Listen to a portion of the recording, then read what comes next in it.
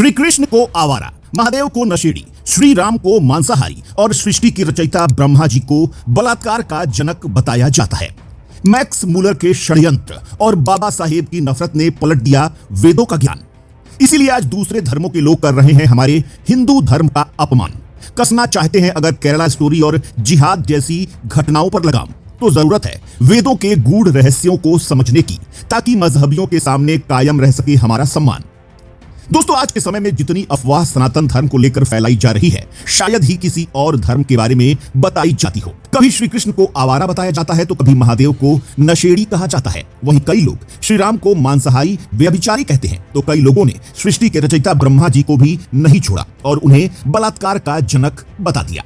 बीते दशक से कई आर्टिकल्स और कई रचनाएं हिंदू धर्म को बलात्कार जैसे महापाप का कर्ता धर्ता बताती हैं और कहती हैं कि हिंदू धर्म के रचयिता ब्रह्मा जी ने अपनी ही बेटी के साथ रेप किया।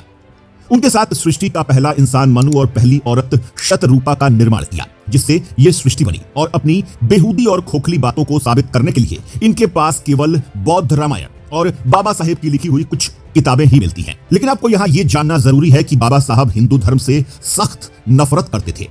वहीं उन्होंने ये कहा था कि मैं भले पैदा हिंदू धर्म में हुआ हूं, लेकिन मरूंगा नहीं। और अंत में उन्होंने बौद्ध धर्म को अपना लिया था। बौद्ध कल्चर में रामायण को अलग तरीके से दिखाया गया है और हम उसे ही सच मान लेते हैं। वहीं दूसरी तरफ जब हमारे देश में अंग्रेजों का आगमन हुआ, तब यहाँ के सारे वेद पुराण संस्कृत भाषा में लिखे हुए थे। तब अंग्रेजों ने अपने एक षड्यंत्रकारी प्रोपेगेंडा के तहत मैक्स मूलर को भारत भेजा, जिसे आज के लोग बहुत बड़ा विद्वान मानते हैं। दरअसल उसे संस्कृत आती तक नहीं थी और उसने हमारे भारतीय वेद पुराणों के ट्रांसलेशन में वो हेरफेर की कि हमारी संस्कृति और वेदों की दिशा को ही पलट कर रख दिया। और ये सब अंग्रेजों का षड्यंत्र था, ताकि वो भारत की वैदिक संस्कृति के अस्तित्व को मिटा सके और भारत में ईसाई धर्म के पैर जमा सके। और वास्तव में हुआ भी ऐसा ही। खैर, यहाँ हम बात करने वाले हैं सृष्टि के रचयिता ब्रह्मा जी की और ज्ञान की देवी सरस्वती जी के बारे में, इनसे जुड़ी अफवाहों के बारे में और वास्तविक सच्चाई क्या है इसके रहस्य के बारे में। तो वीडियो को पूरा जरूर देखिएगा।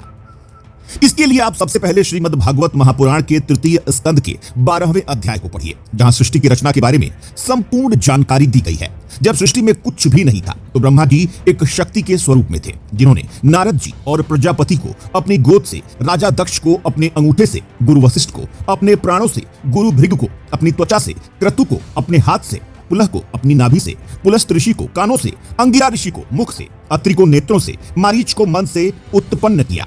इसी तरह उनके दाएं स्तन से धर्म उत्पन्न हुआ, वहीं उनके मुख से वाणी की अधिष्ठात्री देवी सरस्वती उत्पन्न हुई। अब यहाँ एक बात गौर करने वाली है कि ब्रह्मा जी ने किसी स्त्री के साथ संभोग करके इन्हें पैदा नहीं किया था, बल्कि ब्रह्मा जी एक निराकार शक्ति थे, जिन्होंने सृष्टि के निर्माण में सहायता करने के लिए अपनी शक्ति के कुछ अंश को उत्पन्न किया। इसलिए चाहे नारद हो, चाहे प्रजापति या फिर चाहे माता सरस्वती, सभी को ब्रह्मा जी की संतान माना जाता है। इसे ठीक आप इस तरह से समझ सकते हैं जैसे कि गुरुत्वाकर्षण का नियम न्यूटन ने दिया था, तो न्यूटन को हम उसका जनक मानते हैं। इस तरह इन सभी के पिता को ब्रह्मा कहा जाता है। इसी अध्याय में आगे ये लिखा हुआ है कि जब सरस्वती माता ब्रह्मा जी के मुख से पैदा हुई तो उनका रूप बहुत ही मनोहर था, जिस पर ब्रह्मा जी मोहित हो गए। लेकिन यहाँ ध्यान रखिए कि तब काम था ही नहीं, लेकिन फिर भी जब ब्रह्मा जी अपनी पुत्री माता सरस्वती पर मोहित हुए, तब उनके पुत्र मारीची और बाकी के सभी ऋषियों ने उन्हें समझाया था कि आप इतने ज्ञानी होकर भी अपनी पुत्री के बारे में ऐसे विचार लाने जैसा पाप कैसे कर सकते हैं। इसके बाद ये सब सुनने के पश्चात ब्रह्मा जी लज्जा से भर गए और उन्होंने उसी क्षण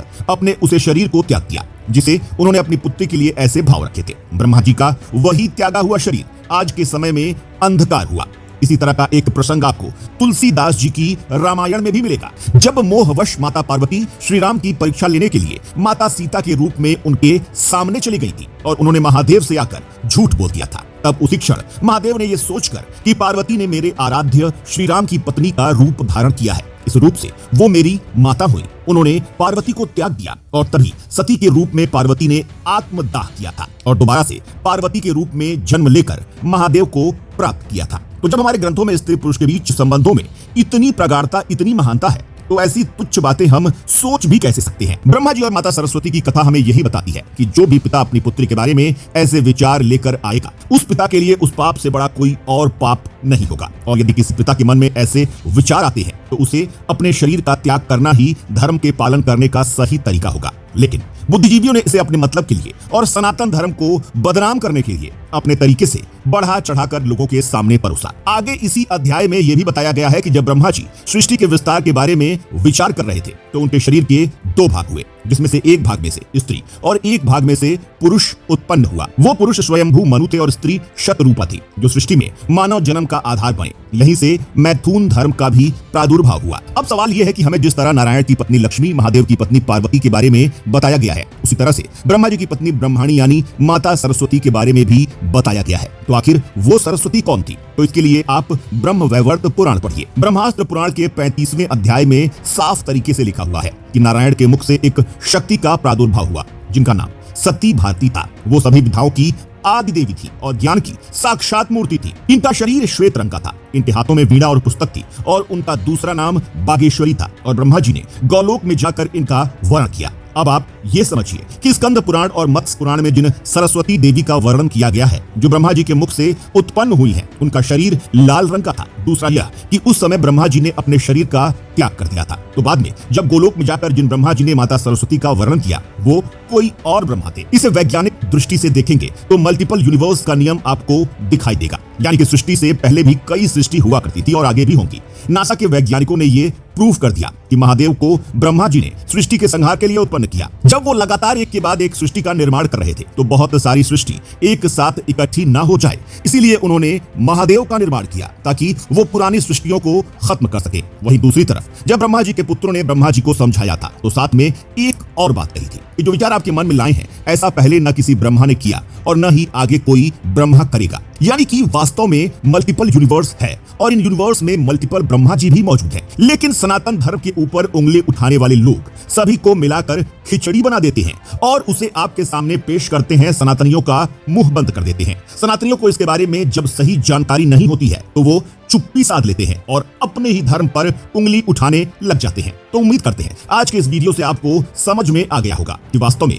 हमारे सनातन धर्म ग्रंथों के साथ किस तरह से छेड़छाड़ करके गलत तरीके से हमें बताया गया है। अगर आपको वीडियो समझ में आई हो तो कमेंट में अपनी प्रतिक्रिया साझा कीजिएगा और ऐसे ही लेटेस्ट अपडेट्स के लिए पेज को फॉलो करना मत भूलिएगा।